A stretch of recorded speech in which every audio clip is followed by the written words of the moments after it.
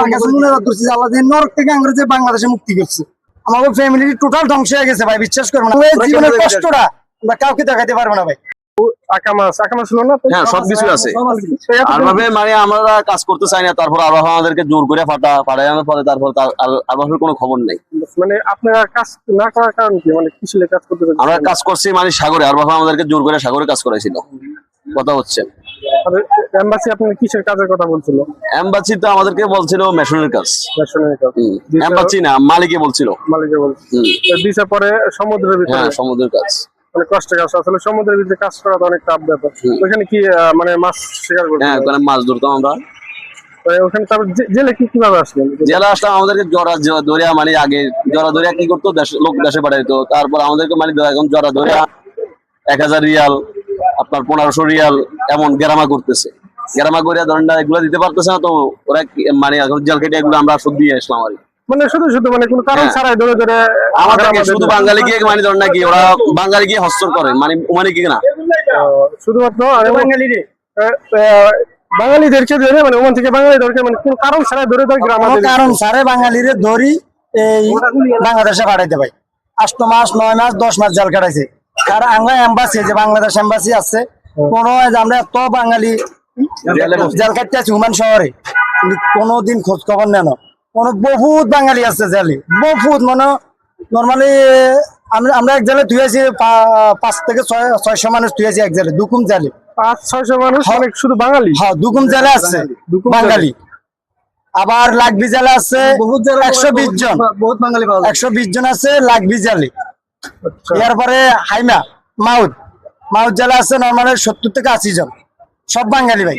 এই যে আমাকে বাংলাদেশের এম্বাসি আমার জন্য কিচ্ছু করে না ভাই। আমার জিজ্ঞাসা করে না যে আমরা কেমন আছি, কি কারণে ধরা খাইছি, আসো কি বিষয় কি, আমার কিচ্ছু বলে না ভাই।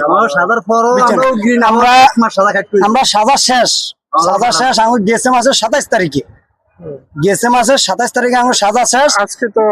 আজকে আমরা একটা মাস আমরা গ্রিন কাটাইছি ভাই, বুঝছেন। এরপরে আমাদের 2 জন মানুষ এক লগে সফর, 2 জন মানুষ আসতে পারে নাই এই দেশের কারণে বলে আরবাব ব্লক দিয়ে দিছে।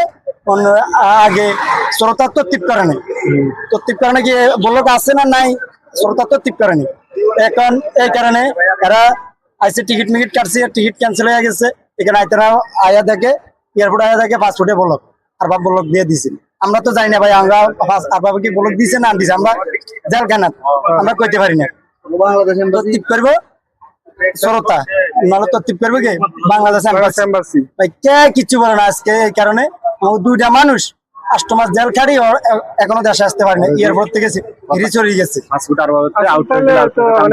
মানে যে এতটা বাজে অবস্থা, মানে দর্শক আপনারা দেখতেছেন যে ওমানের যে কি অবস্থা, মানে বাংলাদেশের যে এম্বাসি আছে, এম্বাসির কোনো আগ্রহী নাই যে বাংলাদেশের মানুষ জেলে আছে কি না বা দেখা সাক্ষাৎ। আসলে আগের চাইতে কিন্তু এম্বাসি অনেক অ্যাক্টিভ হয়েছিল, কিন্তু আসলে ওমানের ক্ষেত্রে সেটা জানি না আমি কত টাকা সত্যি কত মিথ্যা। কিন্তু তারা কিন্তু 7 মাস জেল ছিলেন না, সাজা ছিল 7 মাস, 1 মাস বেশি কাটাইছে। তাদের কিন্তু 7 মাস সাজা ছিল। আমাদের কষ্টতে আমরা তারপর অনেক কষ্ট পাইছি। আমরা বাইরে আল্লাহর কাছে মুনাজাত করছি যে আল্লাহ যে নরক থেকে আমরা যে বাংলাদেশে মুক্তি করছে, আল্লাহর কাছে হাজার হাজার শুকর। আমরা জেলের মধ্যে হরতাল দিছি, হরতাল দিয়ে বন্ধ করে দিছি যে 16 জন মানুষ, আমরা 1 মাস ওপর চলতে আছে। একদিনে 16 জন মানুষ ধরা খাইছি। আমরা 16 জন মানুষের যাই দেখেন বাড়ির ভাতের ফাইলাটাও আমরা চুলার ফুটে না। আমাদের ফ্যামিলি টোটাল ধ্বংস হয়ে গেছে ভাই, বিশ্বাস করবেন। আমার বউ বাচ্চা পোলাপান বাপ মা সব শেষ। কতদিন ছিলেন মানে ছিলাম আমি 3 বছর, জেল লয়ে 3 বছর। আমি আঁকাটা লাগাইছি, নতুন মানে 1 মাস গেছে, এরপর ধরা খাই গেছে, বুঝছেন ভাই।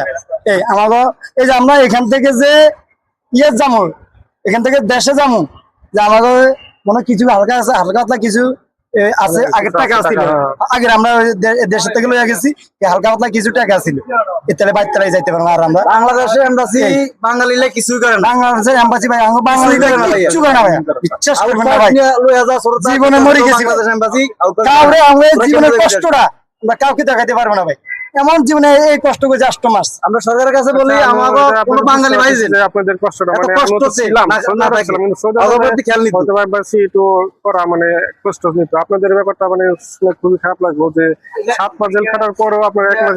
আমাদের ভাইয়ের বউ মারা গেছে জেলের মধ্যে যাওয়ার পরে, 10 দিন পরে খবর পাইছি না 17 দিন পরে খবর পাইছি আমাকে এক ভাই দেখতে গেছে আমাদের অবস্থা বউ মারা গেছে যাই করতে আছে তোমাকে একজনের বউ মারা গেছে তারপরে যে শুরুটা ওই দেশের পুরুষ কথা বলতে দেয় না অনেক জোর করি বাংলাদেশের কথা বলতে মগ্নুন অনেক জোরে করে বাড়ির কথা কইছি ভাই বিশ্বাস করি দেখেন দর্শক, তাদের কথা শুনে কিন্তু আমার বিশ্বাস আছে পতাকা তো সবাই আছে আমাদের তারা অলরেডি তারা কিন্তু 7 মাসের জেল ছিল, 7 মাসের জেল খাচ্ছে, তারপরও 1 মাস বেশি খাটছে।